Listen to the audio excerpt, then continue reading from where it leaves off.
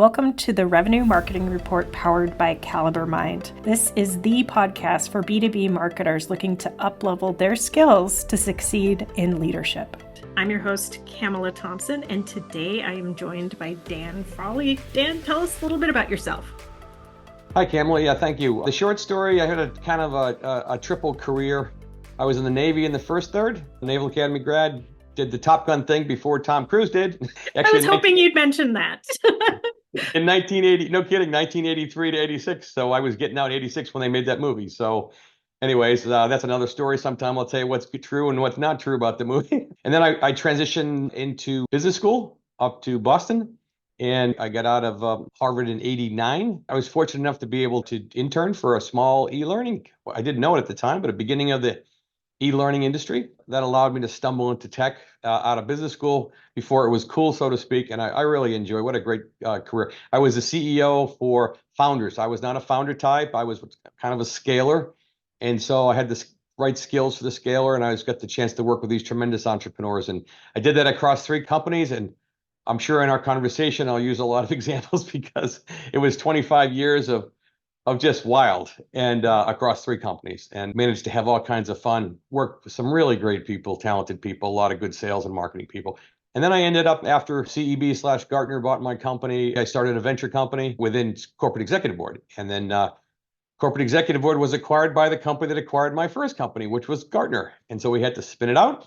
And long story short, that gave me a chance to start name Falmouth Ventures, which was the internally started venture group within CEB. And that's what I currently do, myself and one other individual. My son actually works for me, teaching them ropes. Sometimes he's teaching me a few things. Those millennials, you got to keep your eye on them. Well, you can tell by that background why I invited you to speak about these topics. And our first one in 3 days of topics is, what are some characteristics of the companies that are thriving today? And I've been calling it the SaaSacre. I've heard the disaster. I've heard a lot of variations, but things have been a little tough, different than they were for the last 10 plus years. Yeah, great question. Because I'm the old guy in the room here, I can say this. I lived through the dot-com disaster, and that's a long story, but I was a CEO of a tech company then. To me, it's, again, to some people, it feels like the sky is falling, and it is to them. But to me, it's like, okay, I've seen this movie before. And it's painful. Glad you brought it up, because I'll give you a couple of stats. I'm kind of a numbers guy. 38% of VCs have disappeared deal making in 2023. That's almost 40% haven't shown up. Okay. So something has changed clearly, right? That makes it very difficult to get capital. Deal volume's down 30%. Number of shutdowns, right? Just companies just close the doors. I will tell you this, the ideal stage to endure this is if you had just raised a Series A at the end of 22, beginning of 23, and I say specifically a Series A, just coming out of seed, that would be an optimal situation with about 1 to 2 years of cash. And then something I'm going to say, probably say 20 times in this conversation, because again, I want to be really clear. I was not running a AT&T or a large, I ran early stage companies. Typically, I took over with less than $100,000, locked arms with the founders. And then we tried to take them to the promised land, grow them and exit them either publicly or privately. And I will tell you something that's a truth. Product market fit is a very big deal. Okay. And when you couple that with, here's a stat, 75% roughly of VC deals fail. Okay. Half of them, of those 75%, they should say 75% don't return capital to the VCs. Of those 75%, about half of them go under. Okay, so it's a risky business. Okay, it's very risky business, and it's not for the faint of heart. But if you have a heart for it and an aptitude, it's a lot of fun. Okay, the way I look at it. So to your question, which companies are thriving today? Boy, if I had raised the Series A and I had really good product market fit, that would be the bullseye, right? Or in some cases, and I want to stress this, today maybe I'm smiling more than normal. We had an exit today, right? Within our venture company. It literally closed on Wednesday, and today the checks cleared, et cetera, et cetera. It was a really nice return for all of our investors, which we're really happy with. But I have to tell you, this guy, I call him Kid, he's probably a 40-something now. But from the time I saw him and invested in his company, this guy did it right. He had product market fit out of the gate in a very big market. He's just grown every quarter. Even to the end, in classic entrepreneurial fashion, he's like, I'm not sure I should sell. Even though he's got this phenomenal offer, he can take a private jet for the rest of his life, and his kids can too. And here he is, classic entrepreneur. I don't think because this thing is just it's still doing it. It's been doing it for 7 years, and he was very reluctant to take outside capital. I'm one of his few insiders, VCs. He owns 50% of the company. Very unusual. Okay, very, very unusual. And so, to your question, what are his characteristics? Big market, incredible product market fit. Many times in the companies I was with, it took us a couple of clicks to find product market fit. You didn't often have it right out of the gate. You may be close, think you got it, but you don't have it.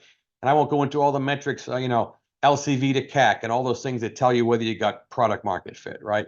But when you have it, you know it. And again, it's good times for him. He's going, what tech depression? What SaaSacre is he saying? Because he's a very happy guy. and another one happened last year again. So the thing I would tell you is they had tremendous product market fit in big markets. They had something very unique, and they're just crushing it. And that for me hasn't changed. Hasn't changed. I'm so glad you said that for a lot of different reasons. One, I couldn't agree more from what I've seen, what that's worth. The thing that excites me is what a critical role data savvy marketers could play in a company where you're seeing signs that product market fit isn't quite there yet. Doing closed opportunity interviews, interviewing customers, running reports on what common characteristics churn customers share. There's a lot of things that marketers can do to make a big impact there. Are there other things you've seen successful company? You mentioned you were with some companies that didn't have it right away and they had to make some changes. Can you tell us a little bit about what that looked like? It's very challenging when the founder and a CEO like myself, brings in a young marketing team. And I want to be clear here, careful, because early stage, and you know this, Camela, early stage, sometimes distinguishing between sales and marketing, they're almost the same. They're almost the same early on, right? A lot of companies they'll have salespeople to start. They don't even have marketers, right? Sometimes they'll have marketers. And specifically, we're talking about the companies that I focus. I was not a B2C guy. I was B2B my whole career, and I was specifically B2B SaaS, okay, which is why we're talking here right now. So it's one of the most frustrating and one of the most important things you can do is to figure out what that is, okay? And from the marketing point of view and from the sales point, let's call it marketing sales of SaaS, you know it because your salespeople aren't getting to quota, okay? Typically, it's very formulaic in many ways. Typically, you see anywhere from 350 in the low end to $1 million plus of quota per salesperson in a SaaS market, right? Depending on the average price point, et cetera, et cetera. Another clue insight into that for marketers and leaders is renewal rates. Renewal rates is the market telling you something. And I will tell you that from the venture perspective, if you're not 85 of what I call wallet renewal rate or net retention, if you're not at minimum 85, they preferably want to see you around 100, okay, if not over that, okay? And what that means, again, just for your viewers, is if you renew something that sold at $1 and it renews it, it doesn't renew, obviously that's zero. If it renews it, they buy more at $1.10, that's 110% renewal rate, right? And if you obviously had 100 of them and only 50 renew, you get a 50% renewal rate unit, and et cetera. So that's a really critical metric as much as anything else. And that's another indicator of, do you really have product market fit? It's very challenging for a marketer to walk into an early stage company with a founder and a CEO who don't quite have product. They may think they did when they talk to you. It's a complicated topic. That's where I'll quote something, an old skipper of mine when I was in the flying days. It's amazing how many truths came out of that environment and said, if you lie to yourself in this business, you die. Meaning the fighter pilot business, right? Don't believe your instruments. Think you're here when you're there. That optimist can sometimes get you in trouble. That instrument panel for me is important. What's your renewal rate? How are your reps doing relative to quota?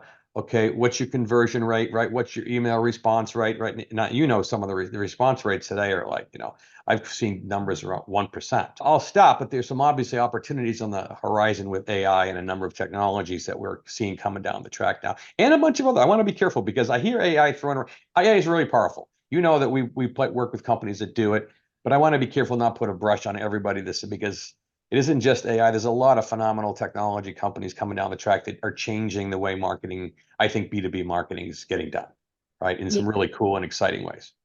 Yeah. And I see some scary things too. I think you kind of hinted at that, where a lot of companies are trying to find any way they can to attach AI to their product. They're rushing to get it out the door. And then once they start pushing content materials, they lose some credibility, I think, because a lot of people are gun shy about AI. They need to see it work in order to trust it, because we've seen a lot that just is okay.